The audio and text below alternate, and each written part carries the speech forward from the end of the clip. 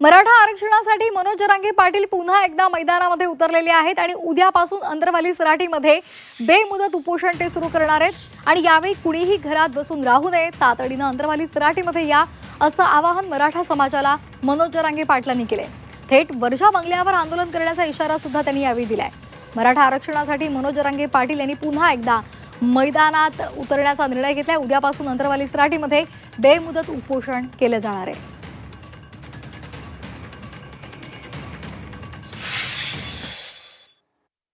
ज्यांनी ज्यांनी अर्ज केलेत हैदराबाद गॅझेटनुसार त्यांनी आजपासून अंतरवलीत यायला सुरुवात करा। तुम्ही अर्ज इथं द्या, सांगा मी हैदराबाद गॅझेटनुसार अर्ज केलेला आहे पण मला प्रमाणपत्र दिलं नाही। ठासून सरकारच्या छाताडावर बसून सांगा जरा, घरात झोपू नका रे तुम्ही।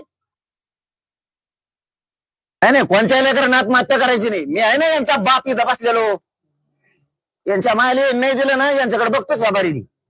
एकाही पोरानं पोरीनं कसे जरी काही प्रमाणपत्र काही केलं यांनी मुद्दाम बी रद्द केलं। कुणी आत्महत्या करायची नाही, आपलं जीवन आहे, पुन्हा पुन्हा शिकू। यांच्या बापाकडून घेतो मी प्रमाणपत्र, विकायला ते नाही दिसायचं। याच्या वर्षावरच बसतो, दुसरीकडे बसतच नाही कुठं। आझाद मैदान नाही, फिजाद मैदान नाही, कुठं नाही ना कुठं नाही। मी आणि छत्रपती शिवाजी पार्कला सुद्धा बसत नाहीत आम्ही, याच्या वर्षावरच बसतो।